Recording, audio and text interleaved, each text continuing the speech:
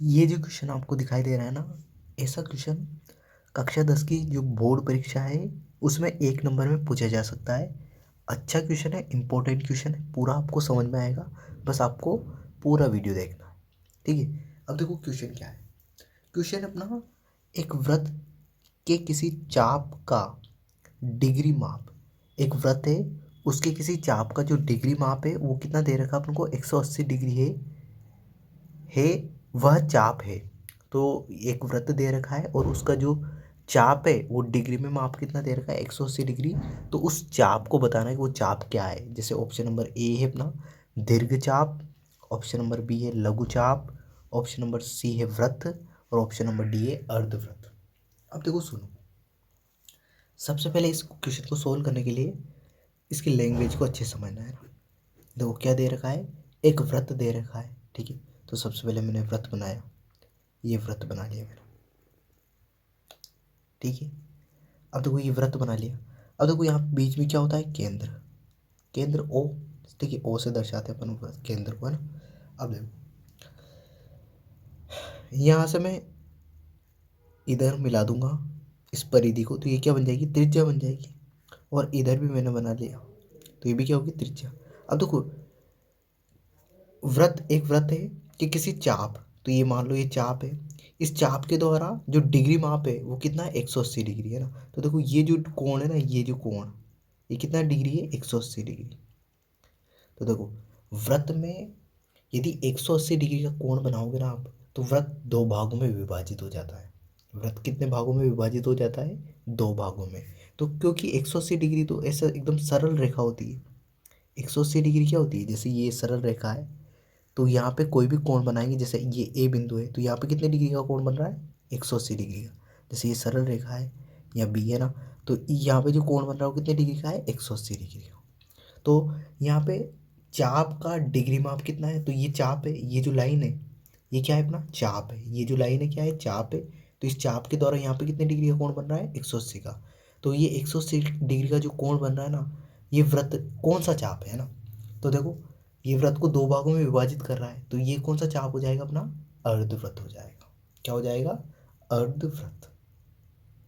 ठीक है, अब देखो थोड़ा सा और समझो, ये तो हो गया अपना 180 डिग्री का कोण बना रहा, तो इस वजह से इसको बोल देंगे अपन अर्धवृत्त। तो ये चाप क्या होगा अपना, अर्धवृत्त। ऑप्शन नंबर डी सही हो जाएगा। अब देखो मैं सभी को समझाता हूँ, जैसे दीर्घ चाप क्या होता है, लघु चाप क्या होता है, वृत्त क्या होता है। तो देखो ये तो हो गया अपना अर्धवृत्त, है ना, इसको बोल देंगे अपन अर्धवृत्त। ठीक है, ये जो वृत्त है ये अर्धवृत्त है ना अपना।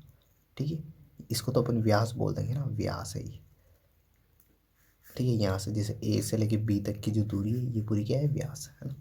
अब देखो मैं थोड़ा सा और समझाता हूँ आपको कि जैसे ये हो गया अपना, ये केंद्र ओ है, तो ये तो हो गया सिंपल वृत्त, है ना। अब देखो मैं आपको दीर्घ चाप और लघु चाप के, देखो वृत्त समझा दिया, वृत्त ये होता है। अर्धवृत्त जो दो भागों में विभाजित हो, है ना, 180 डिग्री का कोण बनाए केंद्र पर, उसको अपन क्या बोलते हैं, अर्धवृत्त। अब मैं दीर्घ चाप और लघु चाप के बारे में बताता हूँ आपको। तो देखो समझो, ये वृत्त है अपना, ये इसका केंद्र है। ठीक है, केंद्र। अब देखो मैंने यहाँ पे एक ए बिंदु लिया और एक इधर बी बिंदु लिया। ठीक है, यहाँ पे ले लिया एक और यहाँ पे ले लिया बी। अब देखो मैं इन दोनों को केंद्र से ओ से मिला रहा हूँ, ये मिलाया मैंने और इसको भी मिला दिया। ठीक है, अब देखो यहाँ पे समझो, ये यहाँ से लेके यहाँ तक ये चाप है। देखो इस चाप द्वारा यहाँ केंद्र पर कुछ कोण बनेगा, है ना। ठीक है, समझ गया आप। ठीक है, अब देखो ये एक चाप और है, ये वाला, ये चाप भी है। ठीक है, इसके द्वारा कोण कौन सा बनेगा, ये वाला बनेगा। तो ये जो कम कोण बन रहा है, ये कम कोण बन रहा है, तो ये जो चाप है ना इसको बोलेंगे अपन लघु चाप। ये ए से लेके बी तक ये वाला जो है ना, ये यहाँ से लेके यहाँ तक ये छोटा है, तो इसको बोलेंगे लघु चाप, लघु चाप। और ये जो है यहाँ से लेके यहाँ तक ये बड़ा है, तो इसको बोलेंगे दीर्घ चाप। क्या बोलेंगे, दीर्घ चाप। तो ठीक है, कोण। अब देखो इसको ही मैंने, ये वृत्त है, अब अपने को कोण कितने डिग्री का दे रखा है, 180 का, तो एकदम सीधा हो जाएगा वो, एकदम सीधा हो जाएगा। और सीधा हो जाएगा तो बिल्कुल ये कितने का हो जाएगा, अर्धवर्त बना लेगा ये। अब यहाँ पे कोण थोड़ा कम होगा, 180 से कम, तो लघु चाप और दीर्घ चाप बन जाएंगे। जब कोण 180 डिग्री का होगा तो क्या बनेगा, वो अर्धवृत्त बन जाएगा। क्योंकि कोण 180 डिग्री का बनेगा तो वो बराबर भागों में व्रत 2 बराबर भागों में बढ़ जाएगा, और 2 बराबर भागों में बढ़ जाएगा तो उसको क्या बोलते हैं अपन, अर्धव्रत बोलते हैं। क्या बोलते हैं, अर्धव्रत। तो आई होप आपको दीर्घ चाप, लघु चाप, व्रत और अर्धव्रत के बारे में अच्छे से समझ में आ गया होगा। तो इसका आंसर तो अपना कौन सा है, ऑप्शन नंबर डी, अर्धव्रत है। आई होप ये वीडियो आपको पसंद आया होगा। इस वीडियो के लिए इतनी, अगले वीडियो में अगले क्वेश्चन के साथ मिलते हैं। Thank you, bye.